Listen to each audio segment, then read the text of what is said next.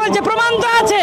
উনি 12 তারিখে নির্যাতিতার বাড়ি গিয়ে যে কথা বলেছিলেন, এখানে 16ই অক্টোবর, 12ই আগস্ট এবং 16ই আগস্ট এখানে ধর্মতলায় দাঁড়িয়ে মুখ্যমন্ত্রী যে বিবৃতি দিয়েছিলেন তার ভিডিও ফুটেজ আছে, এবং 9 সেপ্টেম্বর মাননীয় মুখ্যমন্ত্রী নবান্নে দাঁড়িয়ে যে বিবৃতি দিয়ে বসে যে প্রেস কনফারেন্সে যে বিবৃতি দিয়েছেন তারও ভিডিও আছে।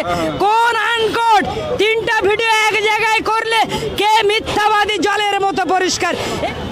প্রথম থেকে এই ঘটনাকে তথ্য প্রমাণ লোপাট করেছে। 8ই আগস্ট রাত্রি আনুমানিক 12টার পর থেকে ঘটনা, তাহলে 9ই আগস্ট থেকে 14